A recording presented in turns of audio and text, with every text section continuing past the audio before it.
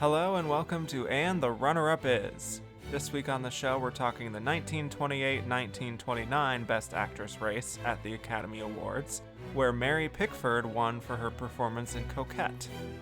But why did she beat fellow nominees Ruth Chatterton, Compson, Jeanne Eagels, Corinne Griffith, and Bessie Love? We'll explore all this and more on today's episode of And the Runner-Up Is.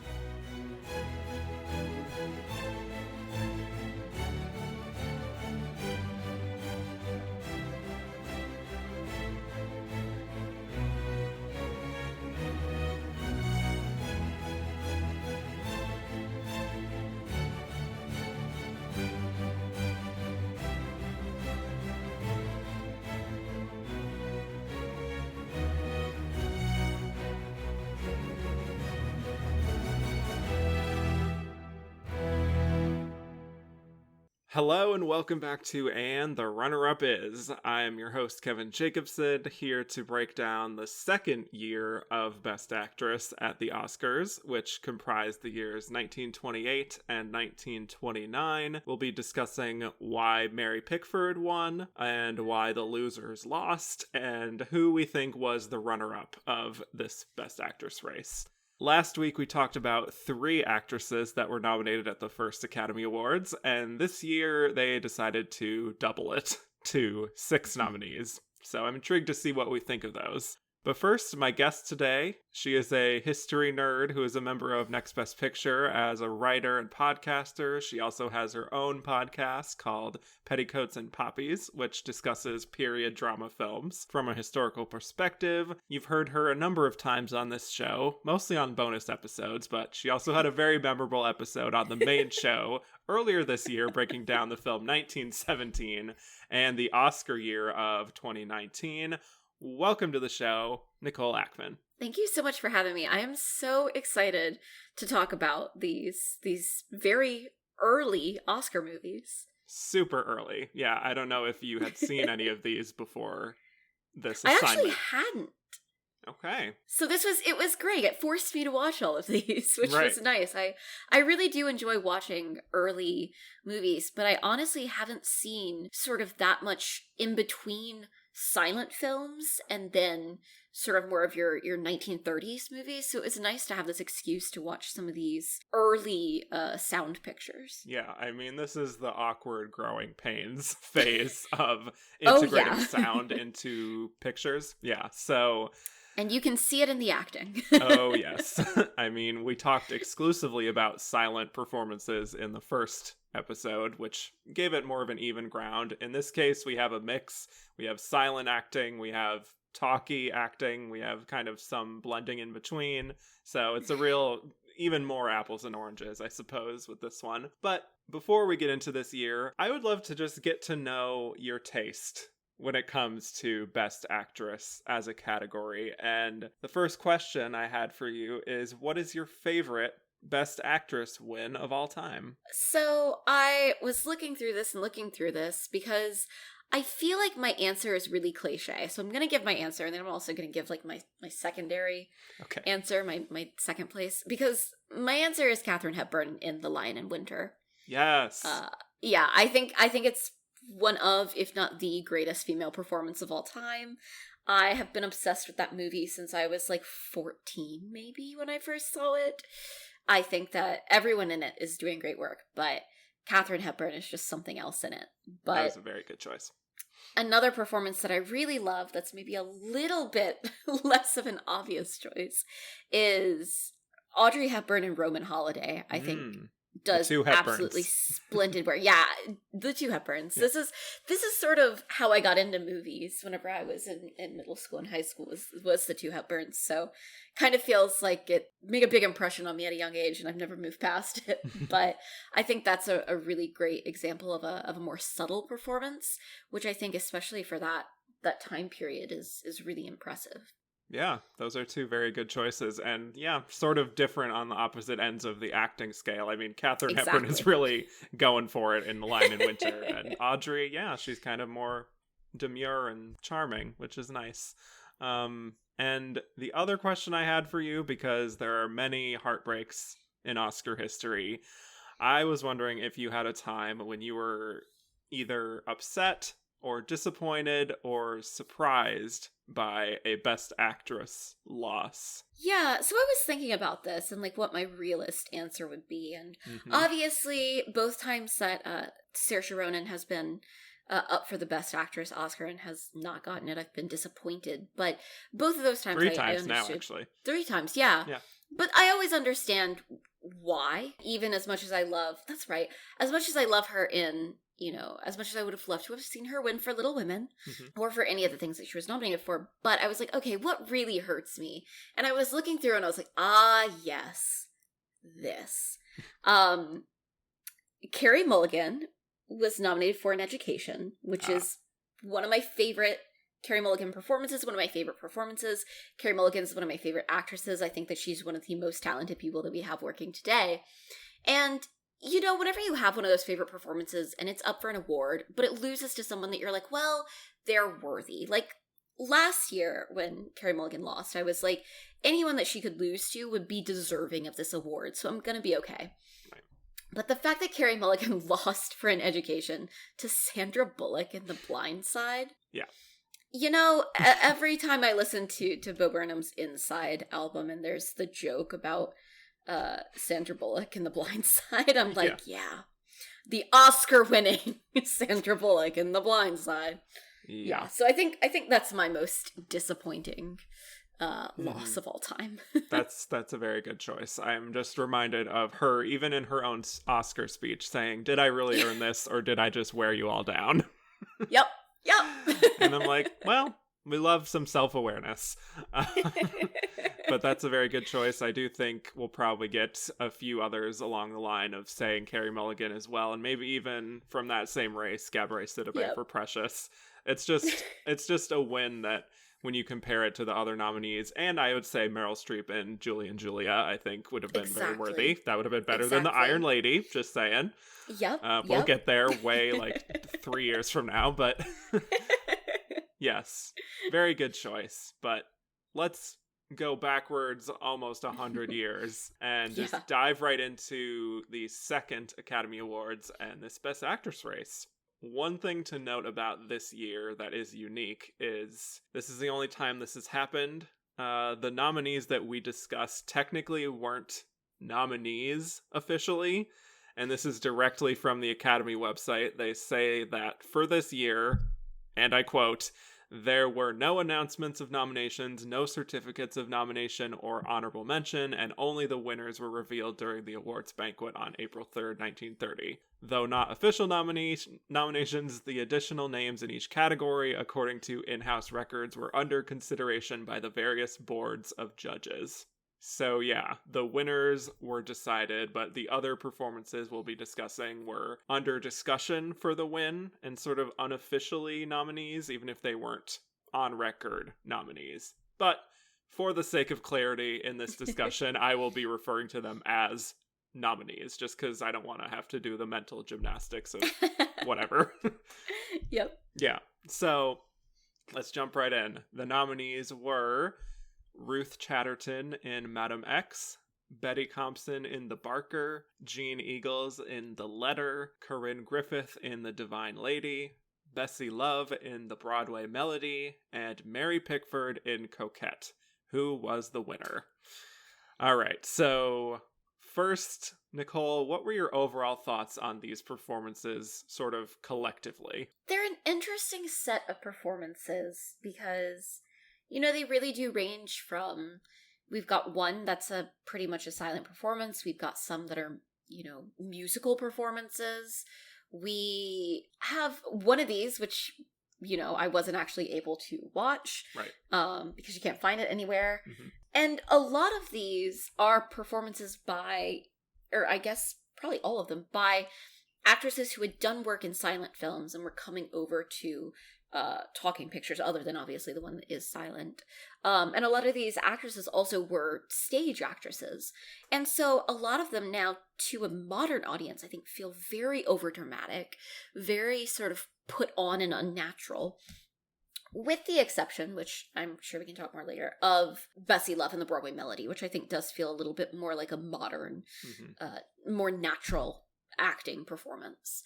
But they're a really fun set of performances in some ways. Like, even when these movies are not perhaps good, they are entertaining, I think, because it all feels a bit camp. To a modern audience, because that was just the style of acting then.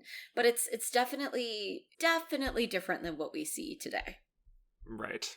That is very true. We really are, as we were discussing earlier, at a very much a transition point of these silent actresses who, even if they have the Broadway experience, are still having to adjust to the intimacy of the camera. Yep. And that doesn't always factor into some of these performances, if I may say it diplomatically. There's a lot of sort of shouting to the rafters with some of these, and I don't necessarily blame them for that. I'm trying to sort of grade on a curve with just what the style was of the time period.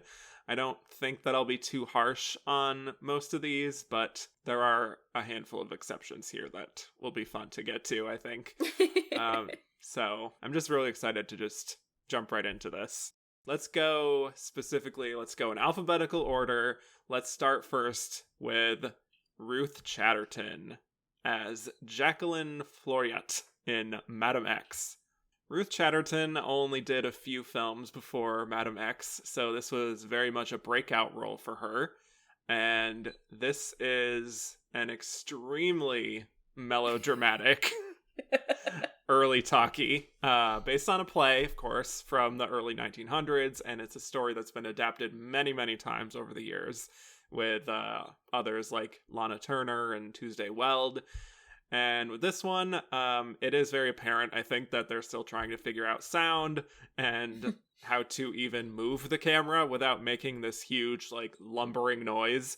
So we have a lot of static shots of scenes just sort of played out, mostly uninterrupted for these long stretches of time. And yeah, that's a theme that you'll see through a lot of these films we'll be talking about here. That sense that these are very much stage plays being filmed.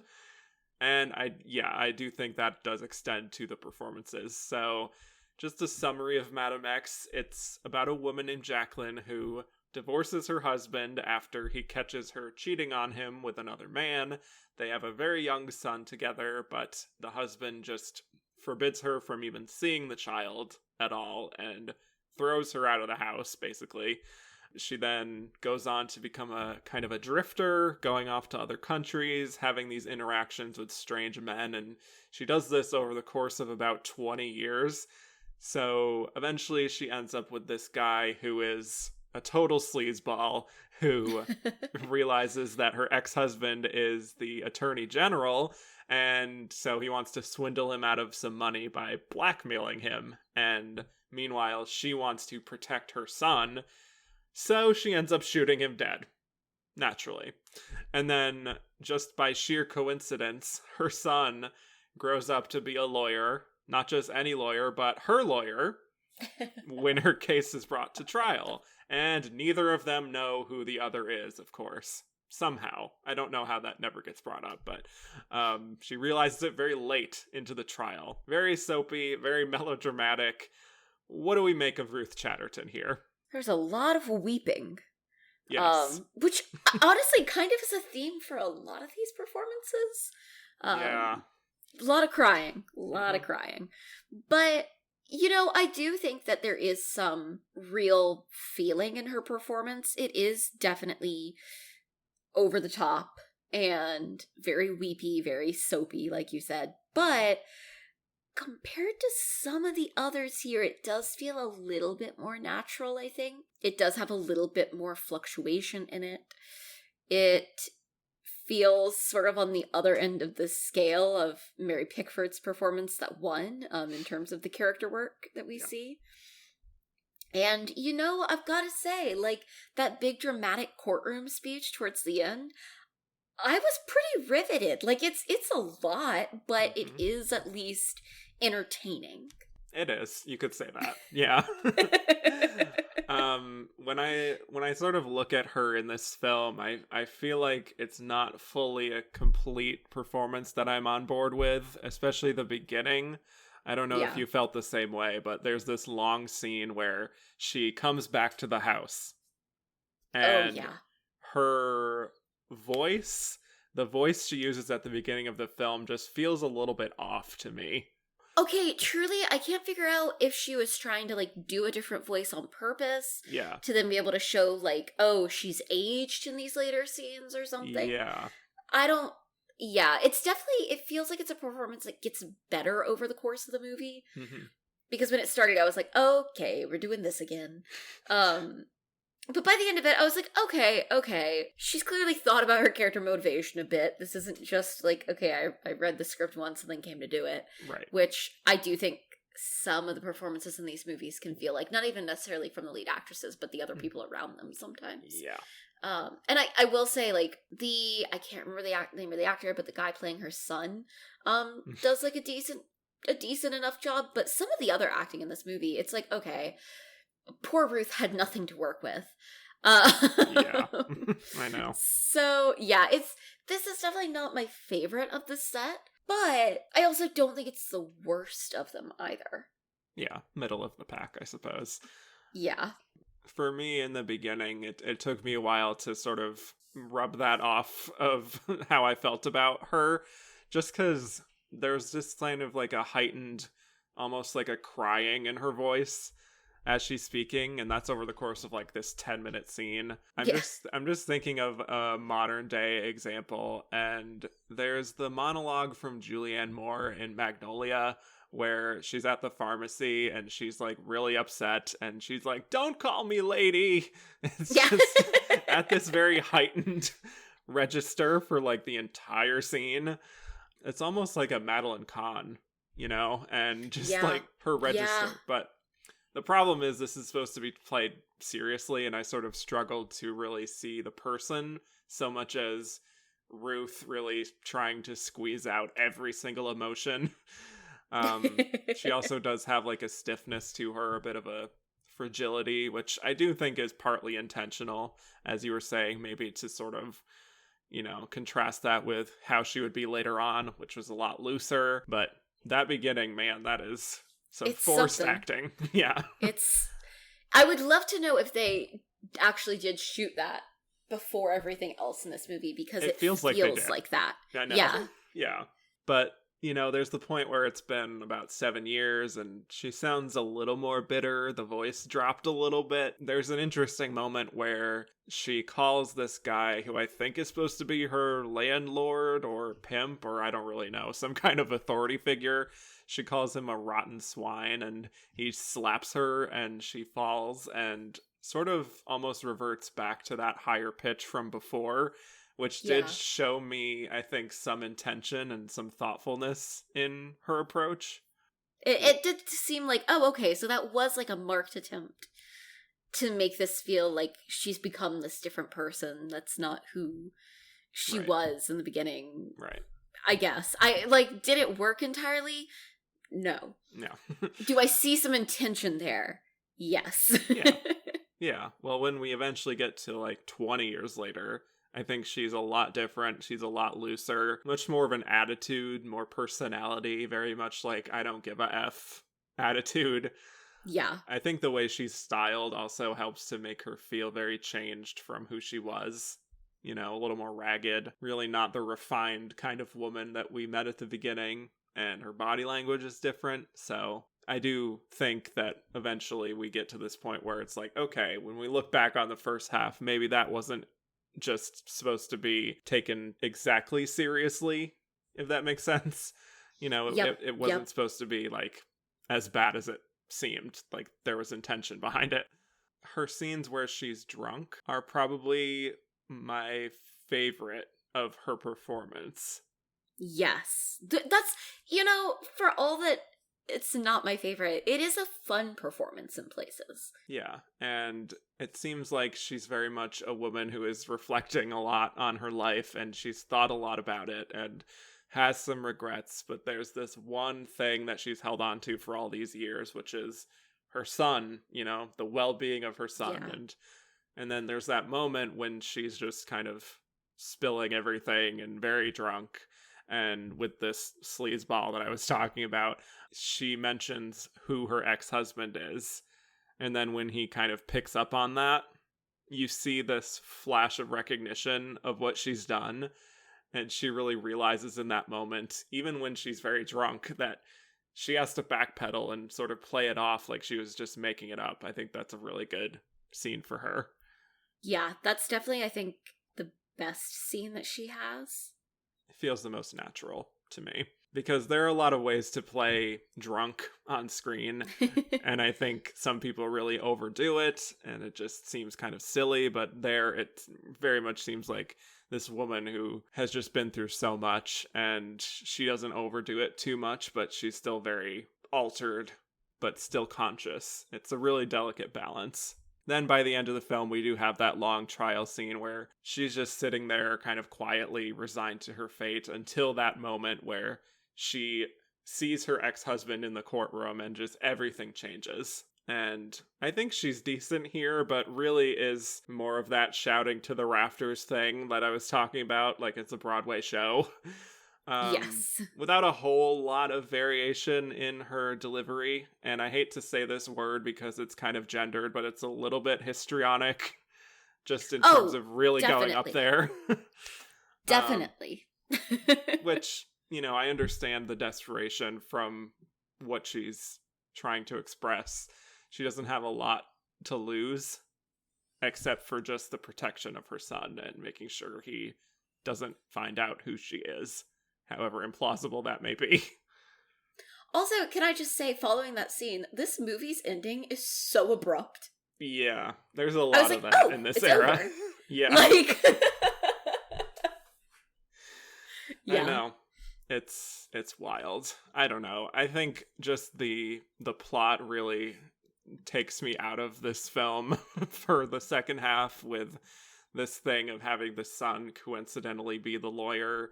Did she never learn the name of her lawyer until the trial? Right. Like, did she not know the name of her... I have a lot of questions about how that works. I feel like it would be easily remedied by like, oh, she was reassigned a different lawyer at the last minute and it's the son. Sure. But, right. You know, I guess in this time period, maybe people were willing to suspend their disbelief a little further. I suppose. Yeah. But that's quite a reach. The other thing about this that is a little bit jarring, which is probably part of how you and I felt it, the ending to be jarring. There is no music that is heard in the film, even in the opening titles, and it's not in the end titles either, which I found out there's actually a reason for that, which is that they encouraged the live instrumentation at the theaters themselves. Right, because that was pretty common with silent film, so I guess they were just trying to carry that through. Yeah, it just makes it kind of like a creepy feeling. You're just Truly, sort of watching these silent credits. I actually, in the beginning of it, I, checked to see if my volume was turned off or something. I was know. Like, oh no, okay, there's just not meant to be anything here. That's fine, I guess. Just, dead silence for 2.5 minutes. I can't imagine. Obviously they wouldn't have experienced it that way in a movie theater. But the idea of sitting in a movie theater and hearing, just dead silence during the credits is so bizarre. Just a little bit of popcorn rustling in the corner. It's just nothing. Yeah, like you're watching A Quiet Place, basically. Oh, God.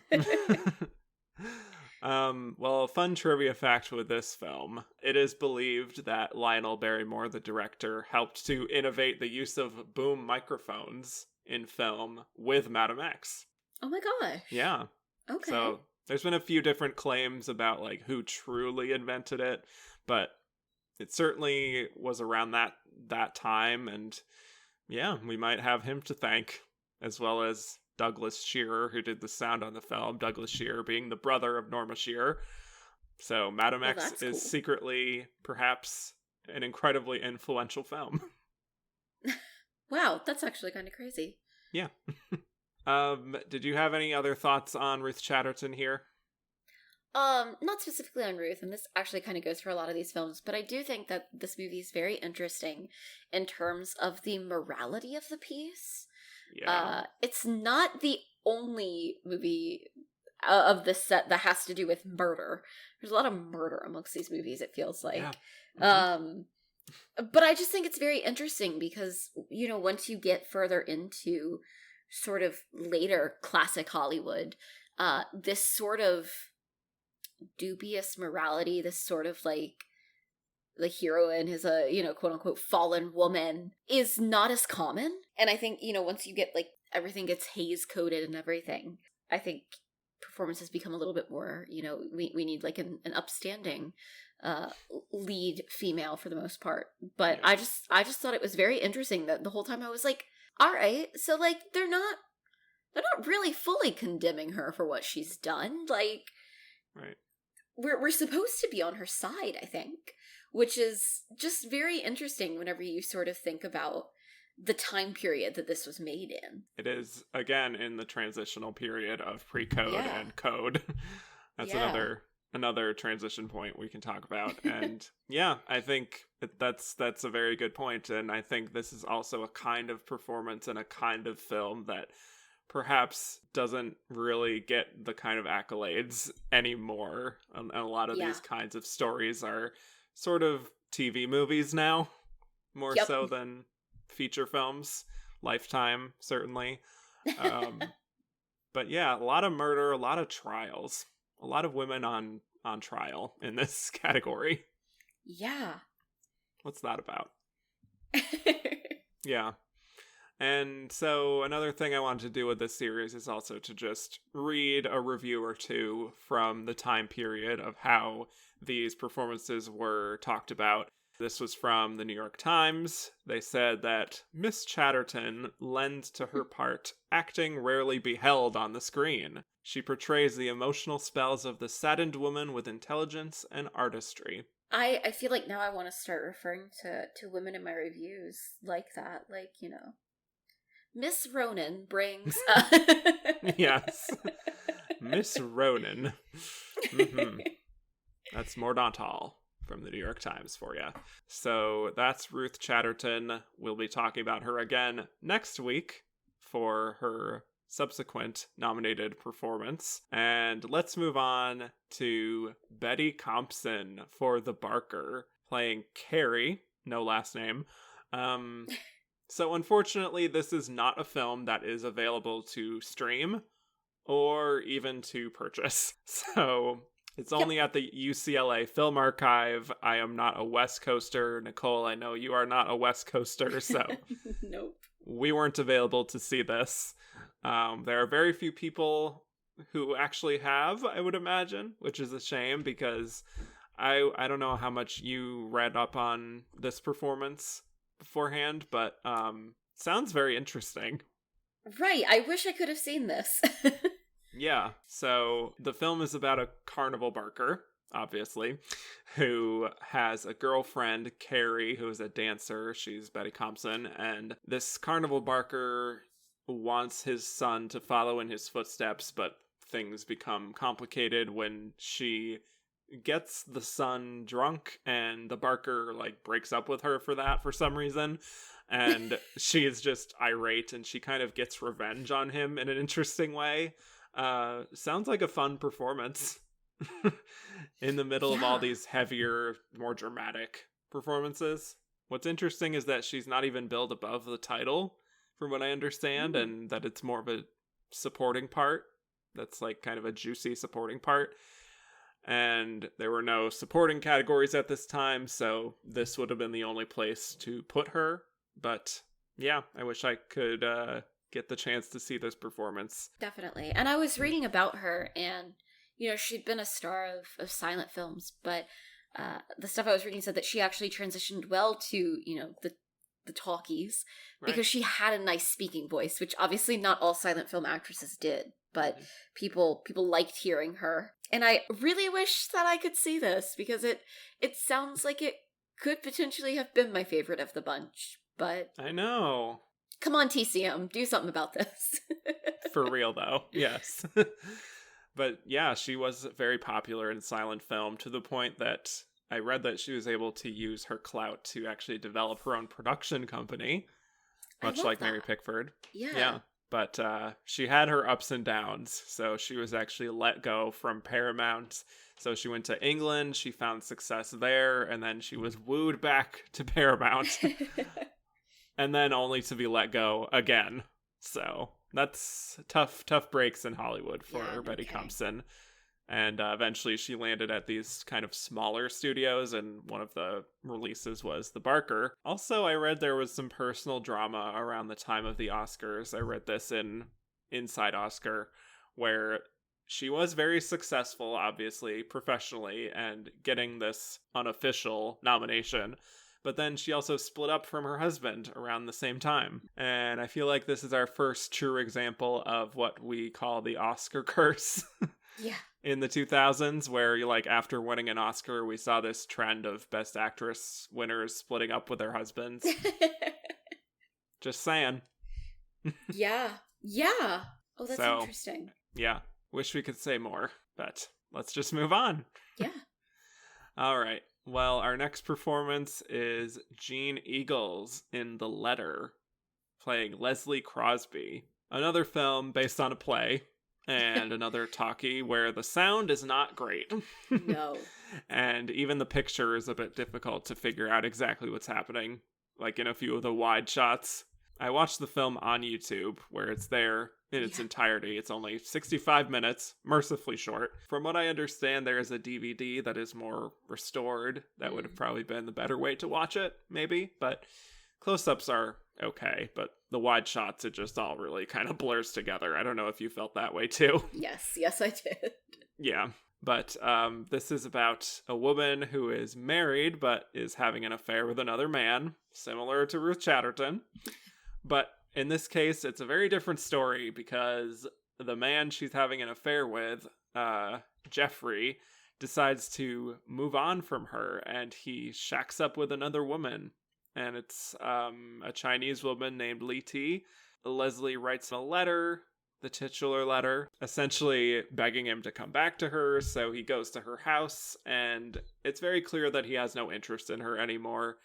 So she decides to shoot him. So he's dead. As you do. There's a trial. Yes. He's dead. There's a trial. Again, Madam X recycled. But this time she is actually making up a whole story about what happened and claims that he raped her and essentially is claiming self-defense. But it turns out Li Ti is in the courtroom and she had read the letter that was sent to Jeffrey, which shows that they had an affair and that the story she said in court was basically a fabrication. So there is blackmail involved, and Leslie agrees to it, so she can be found innocent, obviously. That's the film. It's only an hour long, tied for the shortest film ever nominated in this category, so very quick watch. I'll just go first by saying that I was pretty riveted by what Jeanne Eagles was able to do in that short a time. I think there is a real fire in her eyes that is very, very compelling to watch, where you can see all these years of frustration of her having to, like, live on this plantation with her husband, who she doesn't really care about anymore, and she had this one thing to keep her alive, and now he's moved on, and he just wants nothing to do with her. So I think there's a real urgency in her performance, and in that scene in particular early on between her and Jeffrey, because, you know, it's what she has left, and when it becomes clear that that's going to be taken away, she just lashes out.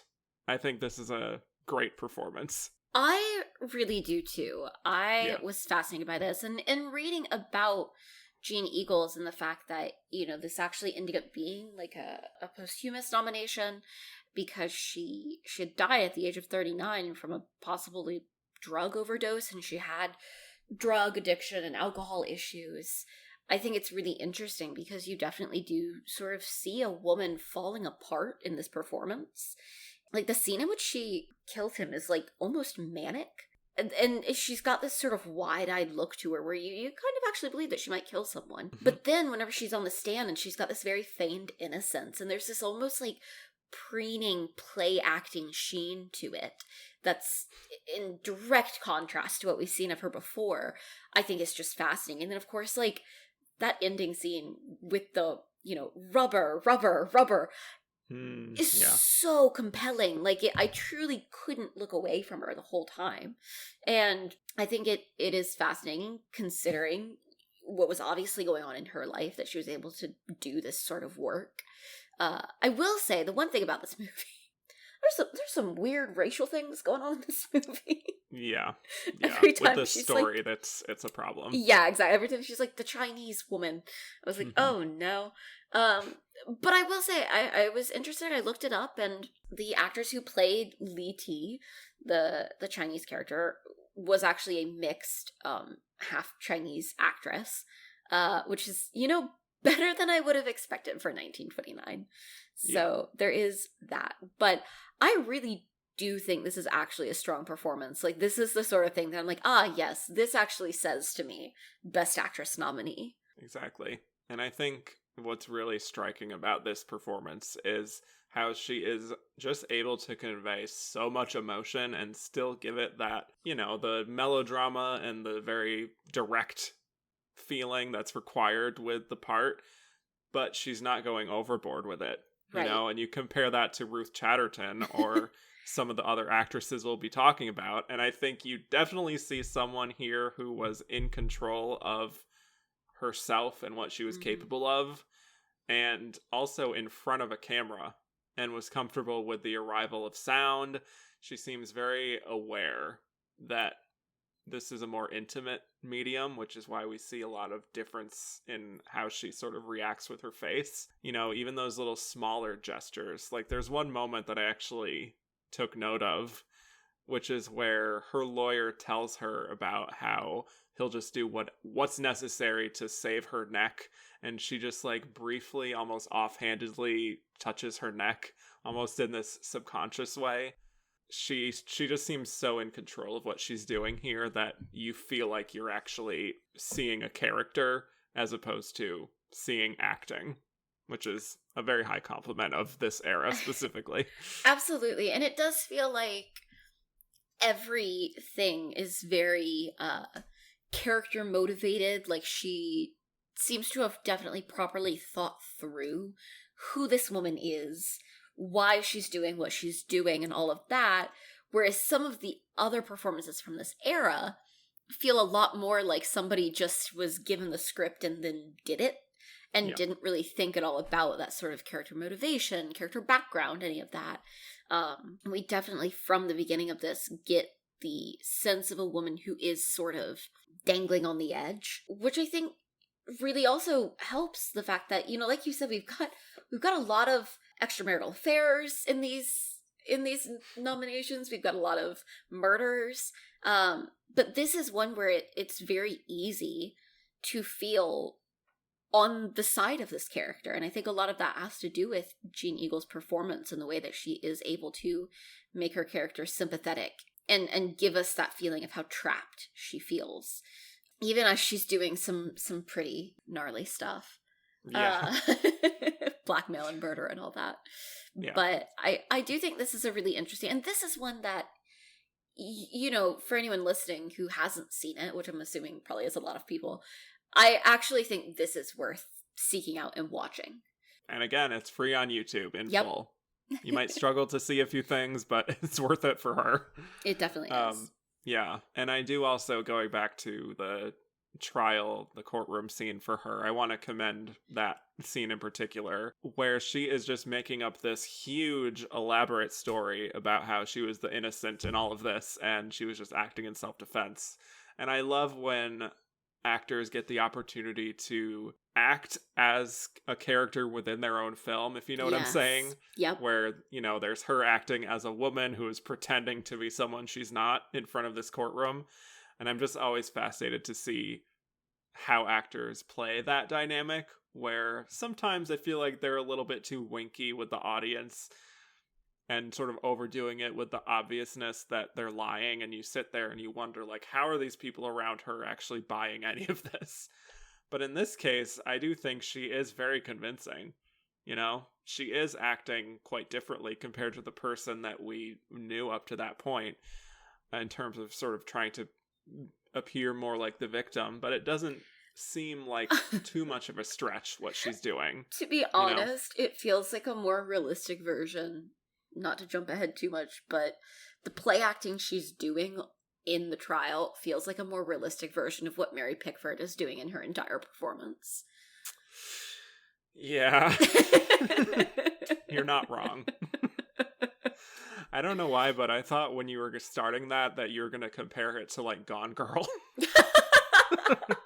I mean, there is, like, an element of that sort of thing to this. I think that maybe that's why I'm so fascinated by these performances, is because there is this feel of something like Gone Girl, or I Care a Lot, or A Simple Favor, even. These very interesting, complex morality situations and characters that I feel like fell out of fashion after this sort of transitional period.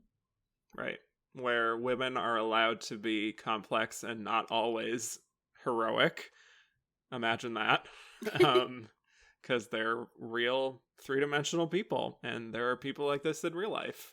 And yeah, you're right. It's like, it feels like we are sort of getting more towards that in the 21st century, and especially over the past decade. But yeah, this kind of a performance and this kind of character is not something I'm going to be seeing very much, even after a few years after this, which is sad.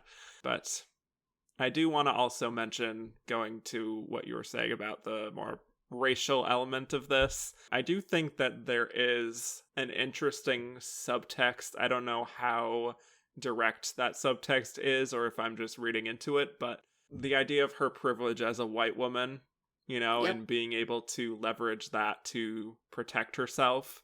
And then you compare it to the Chinese characters, and I doubt someone like Li Ti would have gotten away with something like this.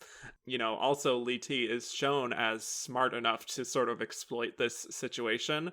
And I like that the film doesn't really have a clear good and evil binary to it. It's just people who make choices out of selfishness or just their own protection. And there's something a little bit progressive about that tone that it takes, even if you look at something like this from 1929 and you're kind of like bracing yourself for how this is going to be depicted. But I don't know. I didn't find it to be too problematic in the end. Yeah, I was expecting it to be much worse than it was. So I was kind of like waiting for the other shoe to drop the whole time.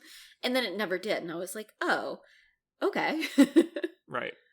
And just to speak to the climactic scene, it's a very big highlight for Jeanne Eagles. Yes. Where you were mentioning before, the rubber, I guess you could say it's the rubber monologue, where she's saying, don't forget this, you brought me out to this filthy place, this godforsaken place, and you kept me here. Your whole life was just wrapped up in rubber. She just keeps repeating rubber, rubber, rubber over and over again, and just the disgust she feels is so palpable. Then also just what her life has become, even though she is afforded so much, she's still very unhappy because her life just doesn't feel like it has purpose. I guess I'm just really impressed that she was able to communicate so much, and I think the script certainly helps, but she really brought this character to life in a way that none of these other performances were able to do for me. Yep. So, a very sad loss, ultimately, that this was her final, if not one of her final performances, because I think she was capable of a lot based on this. Just some quotes from reviews. This one also from New York Times says, Miss Eagles is particularly fine in the last chapter, where she portrays Leslie Crosby's hate of her husband. She delivers a tirade in high dramatic fashion, and there will undoubtedly be many who will look upon it as one of the finest achievements to date in dramatic talking films. For this sequence is a severe test of the audible device. Which is another thing that's interesting about some reviews of this era, is that they're literally commenting on like the quality of the sound itself as like a technological achievement. But yeah, she got really strong reviews. And I do wonder how much she would have factored into this race if she was still alive by the time it was being voted on. More on that later. Yeah. Yes. Okay, let's move on to Corinne Griffith in The Divine Lady, playing Emma Hart, who eventually becomes Emma Hamilton. So this is the only silent film performance in the race, keeping in mind that there are a few moments where she sings, and there is some incorporation of sound, but it's mostly a silent film. And we're tracking this big journey with her character, Emma. We see her go from rags to riches. Nicole, you are a history nerd. I am very curious how you responded to this film.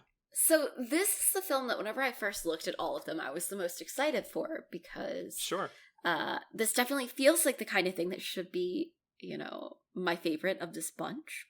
Mm-hmm. It was unfortunate because, in particular, because it's a silent film, you know, you have to really pay attention to it the whole time, which was hard for me because there were so many of these costumes that I just wanted to look away until it was off screen. They made some real interesting choices in terms of the costuming of this piece. I think I saw clothing from about 15 different decades. God. Yeah.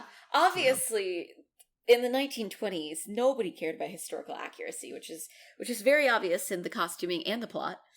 Honestly, I was mostly pretty bored by this movie. Wow. And you know, I think that silent movies are not always boring. It's not that. No. But I don't know. This one really didn't do it for me. Like I said, the period inaccuracies in these costumes were killing me. I really wanted it to be more about this relationship between Emma Hamilton and Horatio Nelson, and they really don't meet until I think it's about halfway through the movie. But yeah. Yeah. And you know, obviously it is a non-speaking role, so it's sort of hard to compare a non-speaking performance to a speaking performance like the other women in this category. Her singing, you know, is nice. It's definitely that more exaggerated silent film acting style, which, hey, at least it's being done in a silent film and not in a talking film like some of these performances. Right. And, you know, it's engaging enough. Like, I understand why she would have been considered for this award, but it really just didn't make much of an impact on me. Yeah, and as I said, I mean, you would be predisposed to like a film like right. this. So if you're not responding to it, then good luck to the rest of us, right. I guess. But yeah, it is this big sort of sweeping historical drama taking place over a few different decades, I think, or maybe one, I don't even know. But it's this big romantic story in the second half, where Emma ends up meeting Horatio Nelson, who is going to go fight Napoleon and his army, and Emma actually ends up being instrumental in sort of giving the British a victory in the war. So it's an interesting plot on paper, but I will unfortunately agree that the actual film leaves something to be desired, I suppose. I do think that Corinne Griffith is a very captivating presence. You know, she has the ability to really sort of mold herself into being more of that loose person in the beginning, but then also having those sort of regal qualities. I mean, there's a point earlier on in the film where Charles Greville is there, and he has a painter in his house, and the painter makes a point of saying that she would just make a great subject to paint. And that sort of natural beauty is very much required for the role, and she definitely has that. And so I think she has the ability to really adapt to her surroundings to the point where you see her in all these different scenarios, but she seems very comfortable in those places. But what I think I was really missing from the film, and I guess maybe by extension her performance, is that I find there to be a lack of interiority with Emma. Yep. In the sense that she's doing a lot of things, and she's figuring out, like, how to help Nelson. She's sort of handling her husband, who she doesn't love, and it feels like we jump from important moment to important moment without any of the real transition points, or really, like, stopping down to really explore who she is when she's alone, you know? And it feels like It feels like Frank Lloyd, the director, is giving us this story on more of a surface level. Like, this is what happened. Here's this interesting woman who went from rags to riches. She helped the British to defeat Napoleon, and that's an interesting story, right? But then they don't really provide the details as to what truly makes her fascinating, what her actual motivations are. Absolutely. It feels like there's sort of no interior life for the character, like she's not really thinking about the motivations. And I do think in some ways, like, this is the least interesting role of all of those that are nominated this year, in that whenever you compare this, like, it's not boring, but it's pretty standard versus, like, a lot of these other women are, you know, murdering husbands or lovers and going on trial, and this is the one that even now I think this role wouldn't scream Oscar bait. So no, definitely not. No.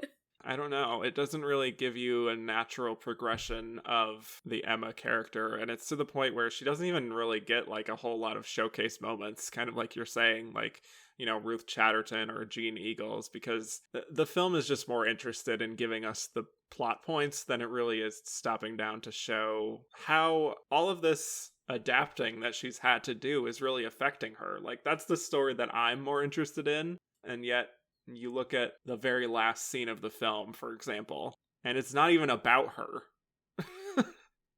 Yeah. It's about Nelson, and we don't even check in on her in the end. Like, what is the deal with that? It feels incomplete. I truly checked to make sure that I wasn't just, like, missing a scene. Yeah, because not to, like, spoil too much, but there's a moment where Nelson, something has happened to him, and he's sort of reflecting on his relationship with Emma, and that's the final scene. Even though he's introduced, like, halfway through the film, it sort of makes it feel like this was secretly about him? Question mark. Yeah. Like, even though she's the one with the most screen time, she is somehow not the main character. Yeah. Just confusing. Yeah. So maybe she was capable of more dramatic scenes, but just what she was given did not help this performance stand out to me.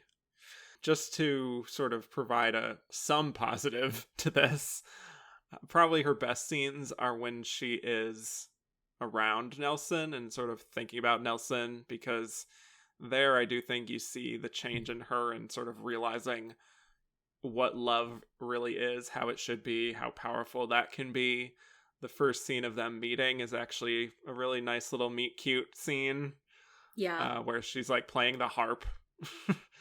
And then I took note of this too. There's this great orchestra instrumental of the song that she was singing playing under their little meeting. And it's a very evocative song and very sort of romantic and melodramatic, but quite alluring, I think. And the both of them are playing off each other really well without being too over the top. The problem is it's just, you know, this is happening halfway through the film, so it's like a nice individual scene, and the scenes they share together seem like they have a decent chemistry, but it doesn't seem like they're fully invested in that at the same time. It's a very odd film to watch, truly. It really is. This is not one that I would recommend. Yeah, I mean, I did enjoy some of, like, the palace intrigue stuff.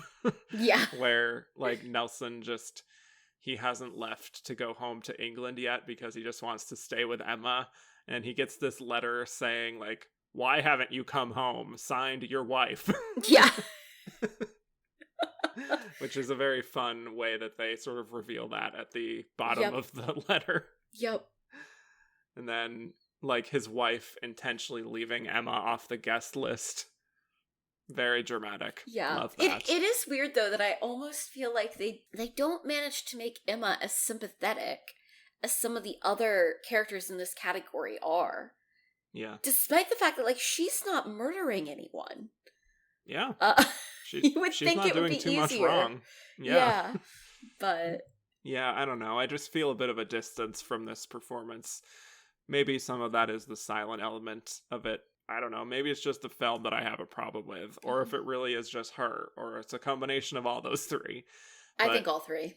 Yeah, it's just a character and a performance that I wanted to feel invested in, because it is such a fascinating story and an interesting arc, but there's something really limited here. It doesn't quite get me there. Definitely. And also, I'm sure you probably know some more about the actual history of how this went down in real life. Yeah, I actually didn't read up on it a lot, but what I did see is that, this is not, nobody should take this as a history lesson. Right.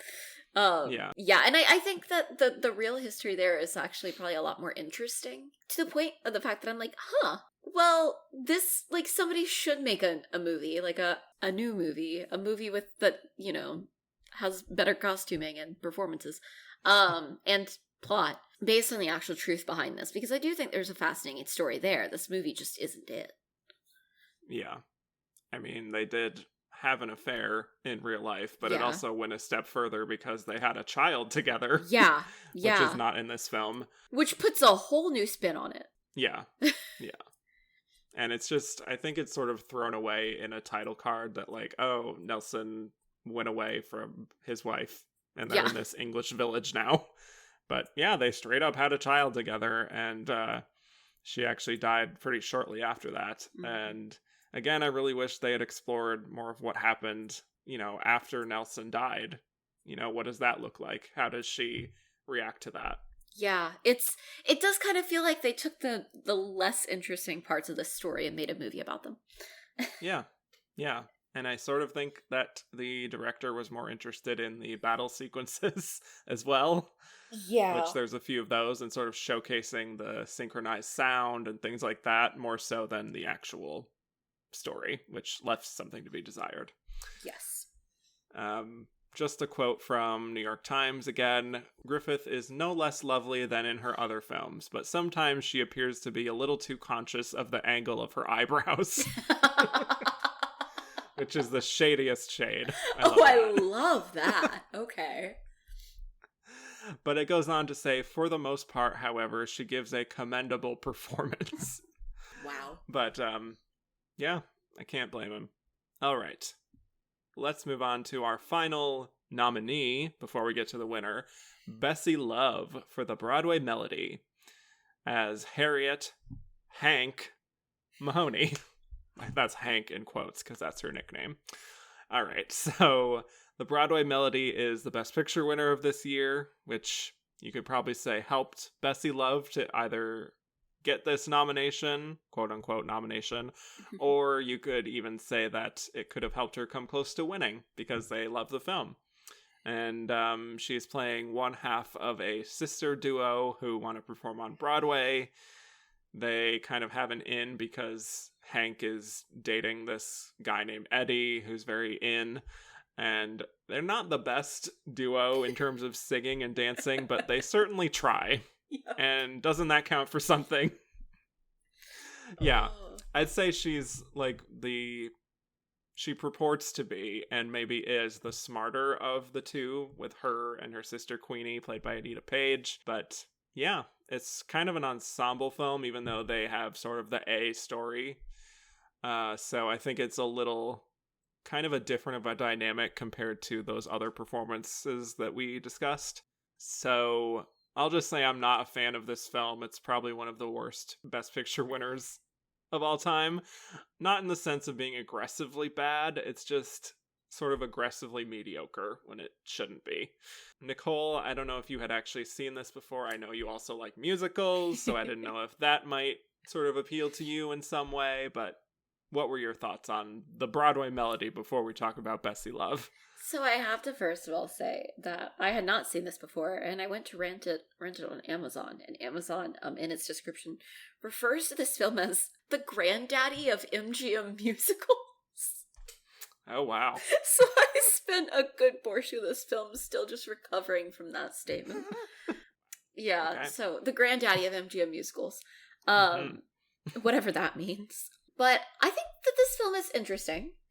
It is the first sound film to win the Academy Award for Best Picture. It's the first like all talking musical. I was familiar with some of the music that's used in it, even though I'd not seen it before. Like I'd even heard the "You Are Meant for Me," which was a song that was written for this film and then became a hit. I also read that it was actually one of the first musicals to feature Technicolor, though only the black and white version has survived, which is a shame. I would have loved to have seen the Technicolor version of this. But, you know, this to me definitely feels like the most modern film of this whole bunch that these, you know, Best Actress nominees were in. It, I think, watches a bit more like a film from like the later 30s as opposed to some of these other movies, which I think then in turn, because of that perhaps, Bessie Love is able to give a much more natural performance that doesn't feel as campy as a lot of the others in this category. You know, even to the point that, like, when she's crying, she's just crying. She's not doing a very overdramatic weeping, sobbing thing. I think that she does get a little bit overshadowed by Anita Page, who plays her sister, Queenie, in this, which is kind of ironic because that's literally what happens in the plot of the film as well. But I think that Anita Page is sort of the more charismatic, eye-catching actress in this.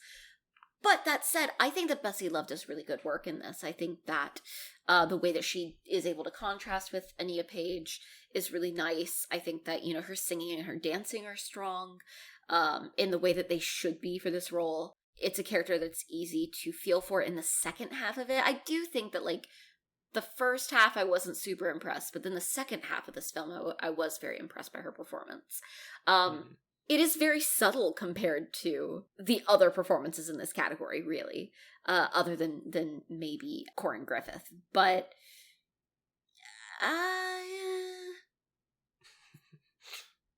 this isn't a great movie by any stretch. It's a fine movie. I do think that it's funny because, you know, I said that it's like the most sort of modern feeling movie of the bunch, and yet it's not the movie out of the set that I would recommend to people because it's fine.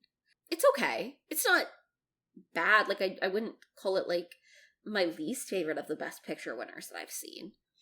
I have nothing like, there's nothing wrong with it per se. Even in the sense of the fact that a lot of the older movies like this, sometimes it's like, oh, the gender politics are weird, or, you know, there's something racist in it. And honestly, this film doesn't have any of that really. Like, it's all pretty fine.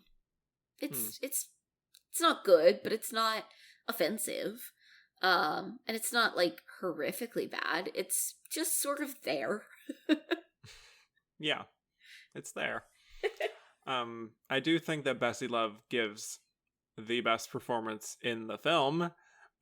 This is not a nomination that I begrudge necessarily. I'm glad that we have a more comedic, maybe a more lighthearted performance in this group of films that are very serious and filled with so much turmoil and murder and trials. You know, this is a nice refresher after watching all of those. And like you said, a little more modern. And the musical performances, like, she's kind of an average singer, not the best dancer, but she has a really kind of infectious energy. Like in that scene earlier on when she's playing the banjo and kind of dancing around, you know, that's fun. But at the same time, it's a little more old-fashioned to me, maybe, than to you. I think this is where we differ a little bit, where I don't know if it necessarily translates as much to modern times. It's a character that doesn't really get the opportunity to have a whole lot of depth in a lot of her scenes, just like pretty much everyone else in the film. So I don't know, it can be a little bit one note for me. Oh, it's like, I would agree, it's a very one note performance. Yeah, but she's not overdoing it in the way that, you know, it doesn't feel like a silent film performance that is in a talking picture, which is what I mean by more modern. It feels like it was meant for a speaking film. Yeah, but I do think she has some pretty decent dramatic moments, however brief that they may be. Like in the scene where, her sister has clearly become more popular than she is. And so she's, her sister's been invited to this party and she comes home late. And so, Hank is just sitting there clearly upset about this. And she doesn't really want to rain on her sister's parade too much. And I think there's a nice bit of sort of internal conflict there that she's able to express just with her face. And then there's also the scene where she is like recognizing the writing on the wall when it comes to Eddie wanting to be with Queenie instead of her. And she's in front of the mirror going back and forth between crying and laughing. And I think she pulls that off pretty well without being too forced, which is a credit to her. I always do love a scene where a woman is unraveling in front of a mirror. That just appeals to me. I'm anticipating a few more of them as I move along with this series. So yeah, I think it's a pretty decent performance that I don't think that I would necessarily nominate, but I'm not like upset about it. This is a review that said, Bessie Love, who impersonates Hank, is capital in either her tempestuous or tearful periods. She reveals imagination in dealing with her part, notably during one stretch where she is weeping as she laters her face with lathers, that's supposed to be lathers her face with cold cream. She is, however, made to appear a little too self-reliant and impudent in some of the early passages. A little too self-reliant. Okay. Yeah. I do now want to see how many of my reviews I could integrate the word capital into, though. Saoirse Ronan is capital in Little Women. Precisely. Yes. All right. Well, that's pretty much all I got on Bessie Love. And if you're ready, we can get to our winner. Let's talk about Mary Pickford.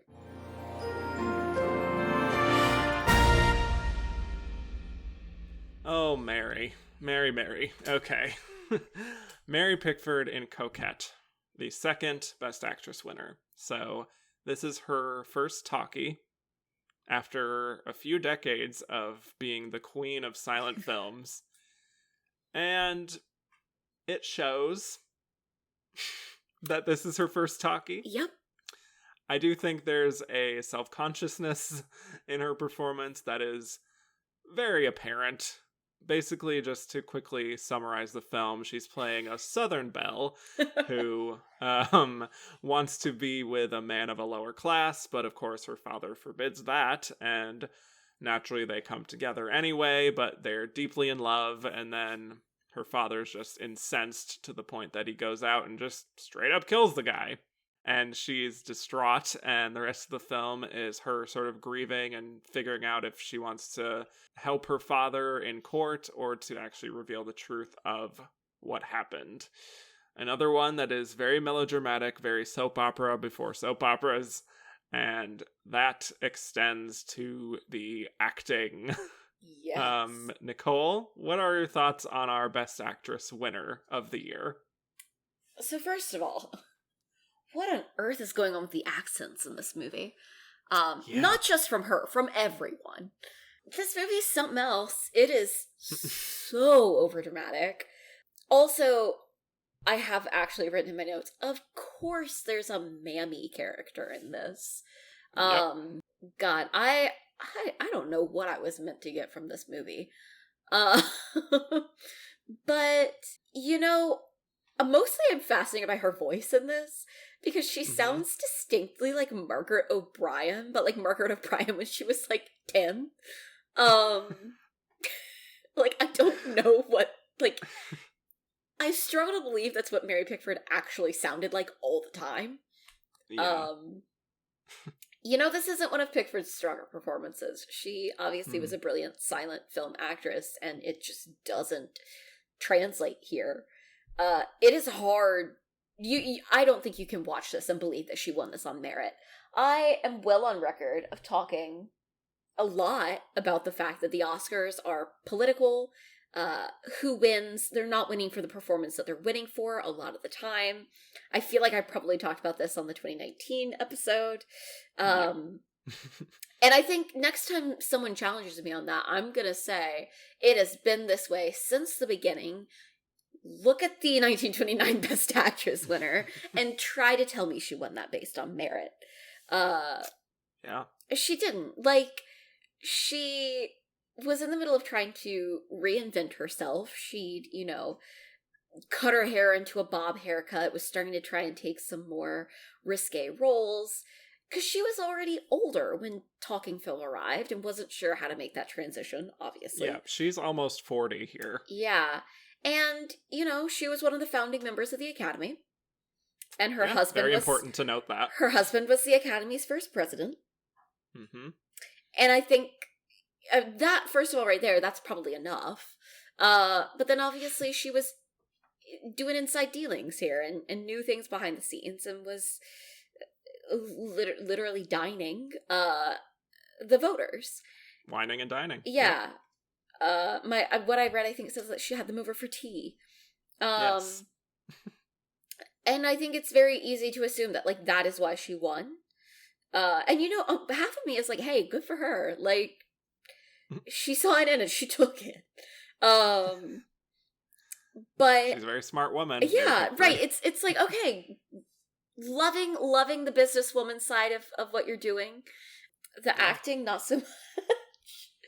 But it's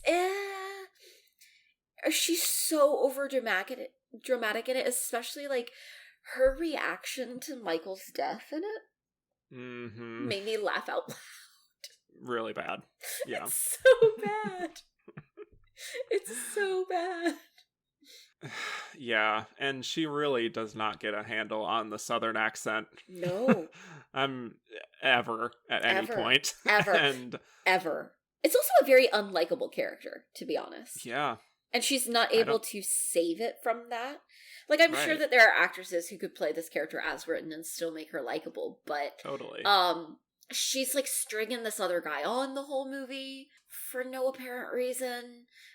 She kind of just comes across as a brat. Yeah. Yeah, it feels honestly sort of bizarre to think of this not only as a winning performance, but also to think of it like within the rest of Mary Pickford's filmography even. Yeah. Like I said, she is almost 40, playing this as almost like an ingenue, like she's going that route with this, with the whole, like, putting her finger on her chin and the sort of overdone, precocious Southern Belle accent. Like, I don't know, I think there's something actually that could have been really interesting if we saw Mary Pickford doing something a little more akin to Bette Davis and the roles that she would take on in the 30s. Someone who actually gave the vibe of someone who was more experienced in life, even at a younger age, which gives it more of that sort of complexity. I understand that it was a rough transition point and a lot of actors were trying to figure out how to perform with sound.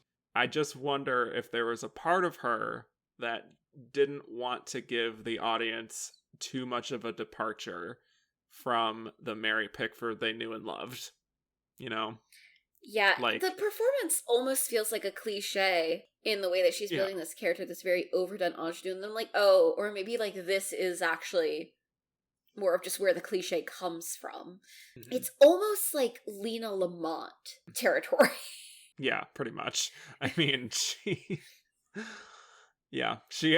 sorry, that took me out. Sorry. It feels almost like satire. And it took me a while to be like, oh no, like, she's doing this earnestly.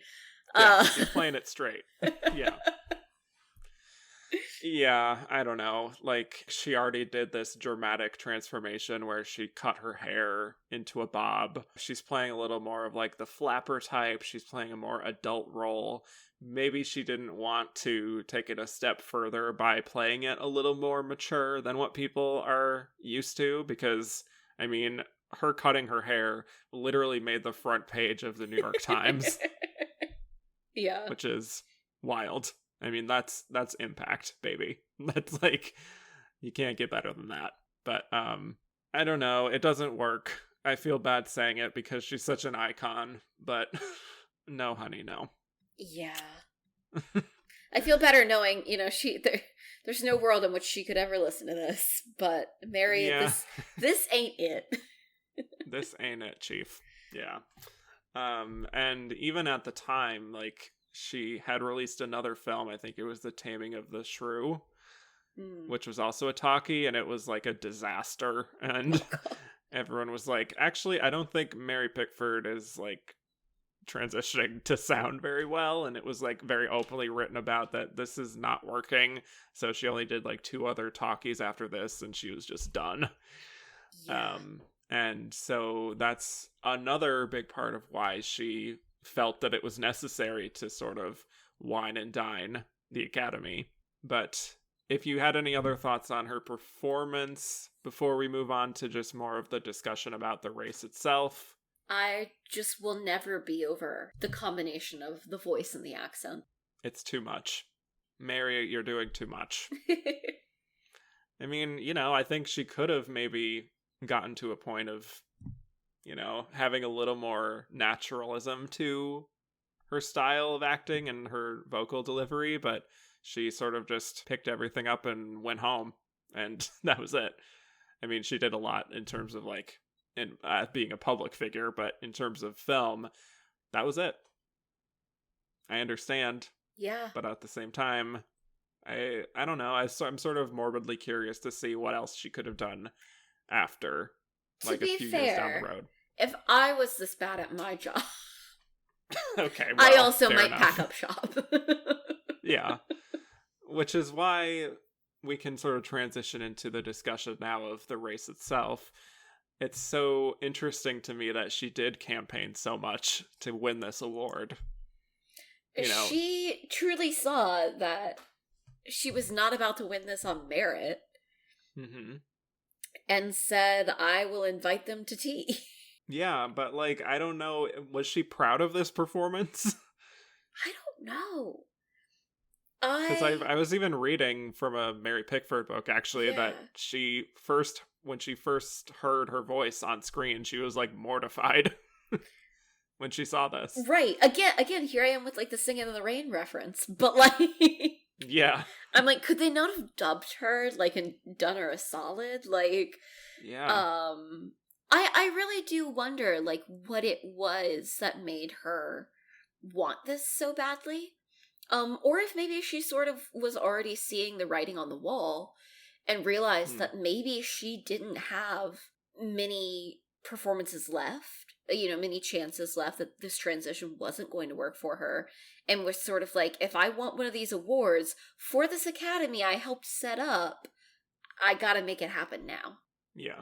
And I think even at the time, it was very much seen as a career acknowledgement, in the sense that it feels like it's right that Mary Pickford should have a Best Actress Oscar. Yeah. Even if the Oscar didn't mean what it means today, even, it was still very much in its infancy, but it still felt right to sort of have her as one of the founding first people to win this. I think an acknowledgement of the fact that she was one of the people who helped set up the Academy, and the importance that she had to the industry, not just as an actress, but as a businesswoman as well. It definitely though feels to me like they were not voting for this performance in any way, shape, or form, whatever they were voting for. And also, this is something that I literally read today. I just sort of found this out, that in terms of the discussion about nominations, unofficial nominations, who was in discussion to win this award, apparently Bessie Love didn't even know that she was in consideration for the award, but Mary Pickford was aware of that she was. And it was just this really awful, like, power imbalance where, of course, Mary Pickford is going to know who's in the discussion because she's in the Academy. Right. But, like, all of her competitors had no idea. And so what could they have done? Right. Like, what? Wow. All right. Yeah. Yeah. So this is all part of why they opened up the membership the following year and made it more democratic, rather than just having this blue ribbon panel central board of judges, the 5 people. It's only 5 people that Mary needed to wine and dine and get in her favor. And so I think that was the correct choice to remedy that the following year, because this could have gotten way more corrupt if they continued with this, and we wouldn't even be talking about this Academy today. Maybe. Yeah. I don't know. Yeah. I mean, the Golden Globes lasted for a long time, so what do I know? Okay, true. Maybe. Yeah, but I do think it would look different. Yeah, I think so. But, you know, in the end, it was, you know, a morbid curiosity for a lot of people to see Mary Pickford in her first talkie. So it became a box office success, and I do think that that's part of where the nomination sort of came from. But yeah, when it comes to the win, this is definitely a prime case that you can bring up if anyone tries to claim that the Oscars are about merit, like you said. So do you think that there are other people sort of in the race who could have even come close to Mary Pickford? Like, not even talking about runners-up yet, but is there anyone here that even had a chance, or do you think it was just Mary Pickford or bust? I think it was Mary Pickford or bust. Yeah. I think that, like, had she not been aware of the fact that she was nominated and done what she did, there are people who could have had a chance. But certainly, like, I have thoughts on who might have won had she not been in the running. But I really do think that, like, this was a done deal. Yeah, before, I agree. You know, regardless of who the other people were, it wouldn't have mattered what else was going on. Yeah, and that is of many reasons why this is a difficult race to even talk about, because it wasn't a race. Right. You know, and these weren't official nominees. So this is a very short thing that we can even discuss. If you thought that the 2019 actor races were bad, try this one. Yeah, exactly. Yeah. All right. Well, let us get to some Twitter questions. This is from Ben Miller. Does Pickford win if she isn't such a shameless schmooze? So I think that she probably would have anyways. Just like we were saying, I think it probably would have gone to her as sort of a career recognition, as a recognition for the fact that she was one of the people who helped found the Academy. She's the biggest name of these nominees. Not that some of these other women weren't, you know, famous silent actresses as well, but like you said, Mary Pickford cuts her hair and it makes the front page. Yeah. And never forget, she's married to the first president of the Academy. So I really do think that whether or not she's schmoozing the voters, it kind of feels like, you know how, like, all Meryl Streep has to do is, like, breathe to get a nomination typically? Right. I think that's all that Mary Pickford needed to do to win. That's fair. I mean, even though from looking at reviews of the time, there was one that even says, like, Mary Pickford saves the picture by her earnest efforts. So it's not like, you know, people totally bashed this performance, even though there were some people who openly felt like she clearly campaigned for this and won on that rather than merit. There were still people who thought this was a good performance for the time, just for context. All right, well, this is from our friend Cody Derricks. Oh, hi, Cody. What Best Actress winners would you rank below Pickford, or is she the worst of all time? And then in parentheses, he says, I think she is. Sorry, Mary. Oh my god, sorry, Mary. Let me pull up the full list so I can, like, go through real quick and see if there's anyone that I could possibly think was worse than this. Well, as you do that, I will just say that I've seen them all, and she is not last, but there is only one below her. Okay.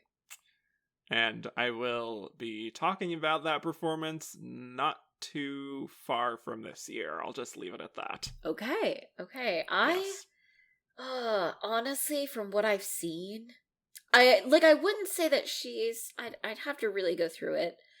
She's not the worst nominee, I feel comfortable saying. Okay. But I do think she's maybe of what I have seen, the worst winner. Yeah. But I haven't seen all the early ones, so... Mm-hmm. But, you know, like, as salty as I am about, like, Sandra Bullock in The Blind Side, I can't pretend that that's worse than this. Right, exactly. Yeah. I'm very sorry, Mary Pickford. This is a brutal episode for you. But, look, you are a legend. This just doesn't happen to be one of your legendary performances. All right, well, this is from Owen Daly. Do you think 5+ nominees would be a great number for leading actress nominees? In the sense of, should Best Actress have more nominees than any other acting category? I mean, there's so many years where, like, I would love to see that happen. Yeah. You know, even this past year, I was like, can we have one more spot? Can we have one more spot?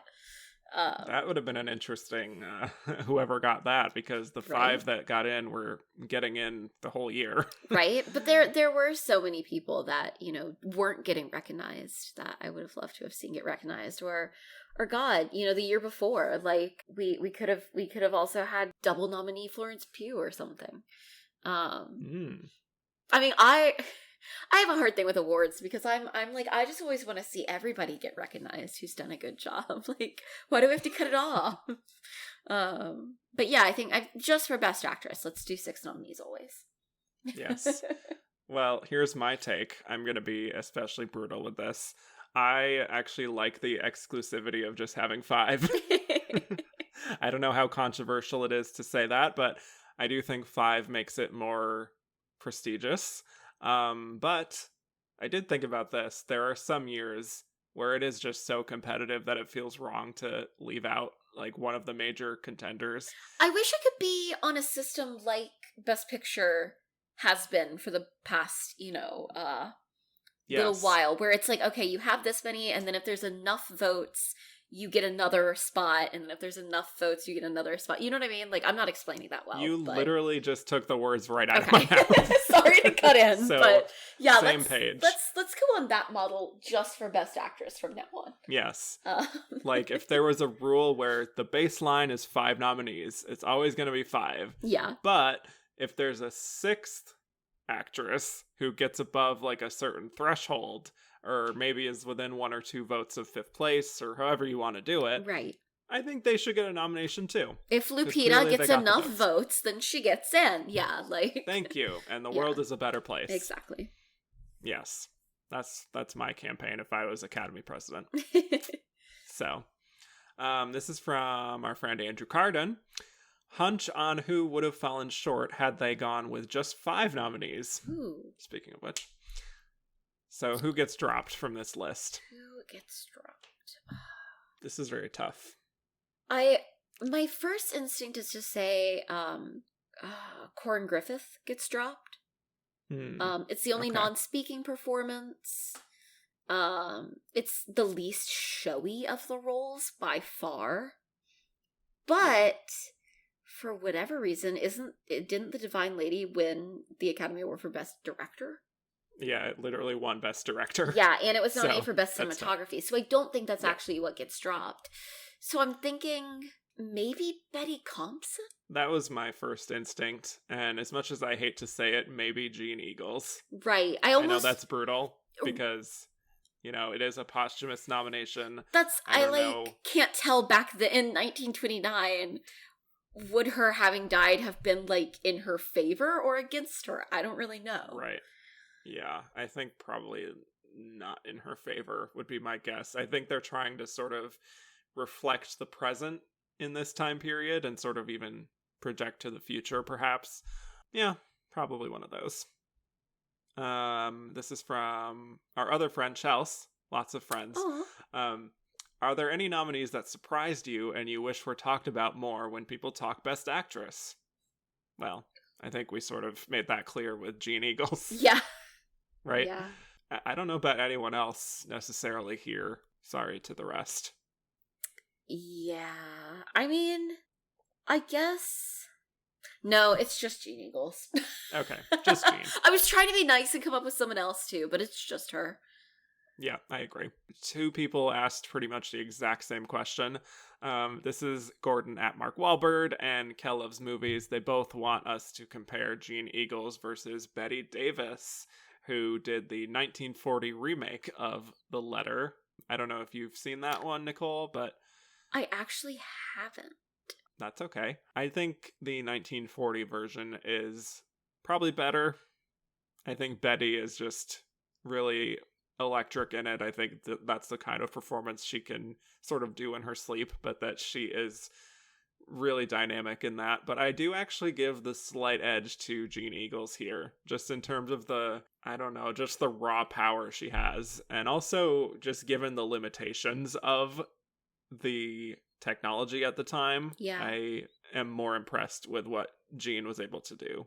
Yeah, I did read some stuff comparing the two, and it definitely seemed like they're two very different interpretations of the character based on what I was reading. Yeah. And I think that maybe Jeanne's is the more interesting interpretation. Exactly. Yeah. I do think Bette Davis has more interesting roles, for what it's worth, in her filmography. Yeah. Whereas this is just a defining performance from Jeanne. This is from Fritz and the Oscars. If the Academy made room for one performance from a silent film, why this one? Does not point out that it's Corinne Griffith, but that is by default who he's talking about. Yeah. I think a number of things, you know, they loved the film clearly enough to give it Best Director. Real person. She's playing a real person. This is the first time we can say that. The Academy loves a biopic. And she was also very much a star at that time. She'd made a lot of films. So I think all of those things probably helped her. I mean, it's really hard to say why certain films were ignored in 1929, which is like when my grandmother was a child. So yeah. I can't speak to the context of the overall movie year, unfortunately. Yeah. But I don't know. Does that seem like it feels like the right combination of elements? Absolutely. That Corinne Griffith would get this? Absolutely. Yeah. I guess it's also sort of hard because, like you said, the voting body was so small at this time that it is hard to have any sort of thoughts on why or they were doing things. Exactly. Well, let us get to our final segment where we give our verdict on who we think was even possibly the runner-up in this scenario. Again, very difficult to even say if there was one. It was probably unanimous among the board of judges. But in theory, you know, who do we think if Mary Pickford maybe wasn't in the lineup, they would have gone for? So, I do think that you can't ignore the fact that Bessie Love was in the film that won Best Picture. Correct. So I think she's like a real contender because of that. Then you have, you know, with Ruth Chatterton, she's in a film that was up for Best Director, and she is nominated again in 1930, so obviously she's someone that they like. So my money is honestly on one of those two. Obviously they liked the film The Divine Lady a lot, but Corinne Griffith really doesn't have much to do in it. So I just can't see them going for that. And unfortunately, like we said, Jeanne Eagles, like I don't know that she's helped by the fact that she has passed by the time that this is happening. And it's not a film that has any other nominations. Obviously couldn't see Betty Compson to speak to the performance itself, but again, no other nominations for that movie. So not a great indication that they were super into it. But like we said, it's a pretty damn big margin. Yeah. I mean, it really is very much in theory rather than what actually would have happened. I'm sure Mary Pickford just swept the votes and they didn't even have a discussion about this. But if that was not the case, just in hypotheticals, I would guess that it was between Ruth Chatterton and maybe Corinne Griffith just for the support of the film, but also definitely Bessie Love would be right up there. I think I would lean more towards Ruth Chatterton. You really are taking the words out of my mouth because that's one of the reasons I was going to use is that she is nominated the next year. So there is clear support for her style. in consecutive years, and that's something that didn't happen. She was the first person to do that. Yeah. So it's also not a bad performance, and it's a pretty showy performance too. It's such a showy performance. Yeah. She gets to do so much through every scene of that film. Yeah. Yeah, I think, Jeanne Eagles, as much as I want to say that she was up there, I think her death probably made her towards the bottom of the discussion, unfortunately. So if I had to place my bet on one, I would very tentatively say Ruth Chatterton and leave it at that. Yep, sounds right to me. Yes. Wow. Okay. Well, thank you so much, Nicole, for joining me today. This was quite a discussion. I appreciate you doing this. Yeah, thank you for having me. I really appreciate it, and I'm glad that we did end up feeling similarly. I feel like so we're both on this like justice for Jeanne Eagles kick, yes, which makes me happy. Truly. So if you are listening to this, then please do go watch that. Like we said, it's available on YouTube, so you don't even have to pay money. Yeah, and it's really quite a performance and worth seeing. Yeah. Literally an hour of your time. You could watch this instead of the next episode of whatever drama you were going to watch on TV.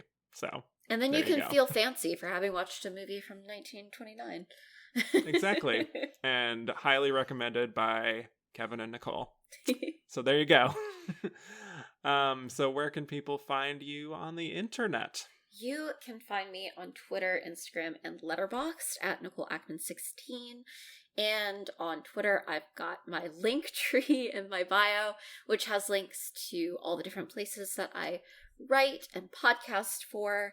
You can also find me over at HGATM Podcast, which is my Petticoats and Poppies podcast with my friend Maggie, which, as Kevin said earlier, we look at period films from sort of a perspective of people who've worked both in the film industry in some way and in history and have training and a background in history. I'm now suddenly wondering, like, should we maybe tackle the Divine Lady at some point and talk about all the ways in which that's not historically accurate? But yeah, most of my stuff, if you want to see me writing and podcasting, I am always tweeting out the stuff that I'm doing. So that is probably the best place to keep up with me. Very good. And for the record, there was a movie in 1941, That Hamilton Woman with Vivien Leigh. That's right. I think. Yeah. Isn't that in the Criterion Collection even? Maybe. I feel like it is. I feel like I've seen that while scrolling Barnes & Noble's website. It tracks. So there you go. Maybe compare and contrast those two films. That's a great idea. Just throwing ideas out there. Yeah. Yeah, so thank you all for listening. You can find me on Twitter at Kevin_Jacobson, and the podcast is at Oscar Runner-Up on Twitter. I'm on Instagram at AndTheRunnerUpIs. Rate, review, and subscribe if you haven't already. And if you liked what you heard and want to hear more, go to patreon.com/AndTheRunnerUpIs, where you can hear a whole bunch of bonus episodes for a small monthly fee, including a handful with our friend Nicole here. Your homework for next week is the Best Actress lineup for the 3rd Academy Awards, where once again the number of films nominated is changing.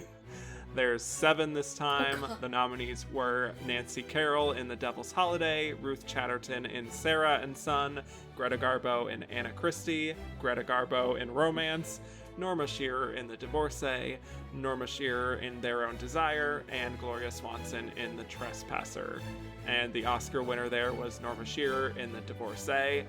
7 films, most of them are very short. Looking forward to breaking down those multi-nominees, especially there. So everyone listening, that is your homework. And with that, I will bid you all adieu.